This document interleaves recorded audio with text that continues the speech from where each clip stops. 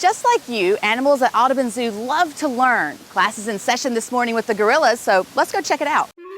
From uptown New Orleans to downtown in the French Quarter, meet the real wild animals of New Orleans. Brought to you by Audubon Nature Institute. Us, the zookeepers, have the best job in the world. We have an opportunity to work with some of the most critically endangered species on the planet, and to make sure that their lives are as enriched and fulfilled as possible. So we've got Casey, we've got Bandia, we've got Praline, and we've got Binti. Each morning, keepers prepare fresh fruits and veggies for Casey and the girls. There's broccoli and cauliflower, sweet potatoes and carrots. Audubon zookeeper Cindy walks us through her morning routine. This is basically just a holding space for when we need to access the exhibit.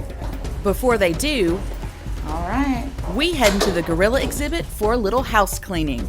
So, would you like to help us set up the yard and scatter the food? I would love to. All right. Let's do this. I'll have you put on some gloves. Okay.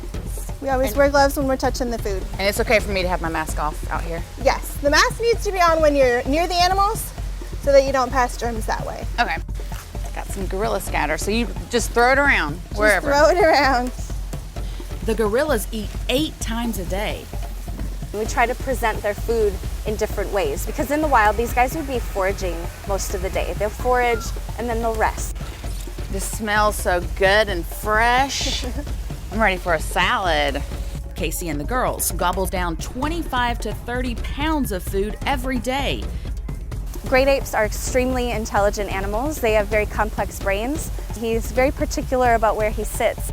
This silverback also doesn't like mosquitoes, which is why he gets a few squirts of bug spray on his chest every morning. Good job. So I bring them in the morning, separate them to give them any medicine, to do any training, to clean the exhibit, but then they're let back out. You ready to go?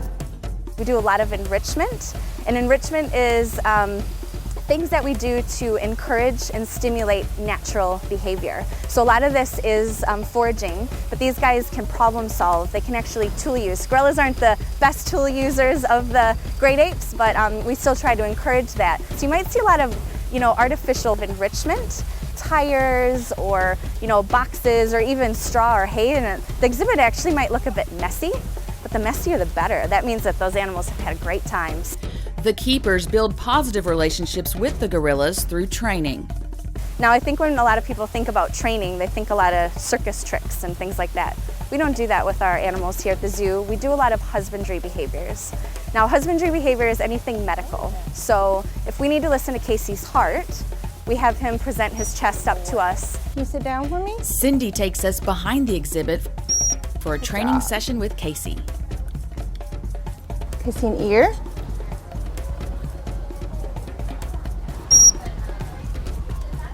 Good job, Casey.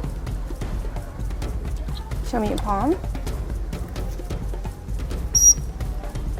Your arm.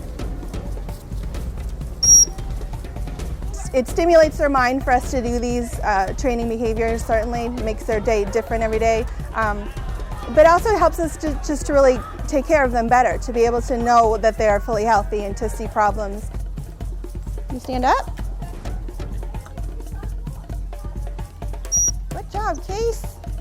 One of the most exciting things that we can do is inside we have what's called a sleeve. It's basically for blood draws. So it's basically this big tube that we train the animals to stick their arm through and hold on, because then that becomes, that gives some pressure in the veins. And then from there we are training to be able to take blood. If they want to choose not to participate, that's their choice. We try to give them as much choice as we can. Because building a special bond with the gorillas ensures they are happy and healthy. I love having those relationships, because in captivity we need to be onto if they're sick or not feeling well, we're onto it. We're onto it so quickly because we have that relationship. Courtney urges others to do their part to protect the few gorillas who remain in the wild. The species is critically endangered, mainly due to habitat destruction. They're from kind of Central Africa, and there's a lot of mining going on there, and they're mining for coltan. That's stuff that's in our cell phones, in our laptops, a lot of stuff that's in our electronics, so it's really, really important to recycle that.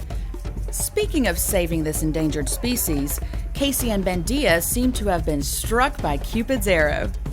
There hasn't been any pregnancies yet, but it's really positive, really, really positive. So we'll keep our fingers crossed, and any positive vibes will be great. Well, I hope you enjoyed that behind-the-scenes look at the gorillas as much as I did. And if you would like to meet the gorillas in person, just stop by the exhibit the next time you're here at Audubon Zoo. Thank you so much for joining us on this webisode of The Real Wild Animals of New Orleans. I'll see you next time.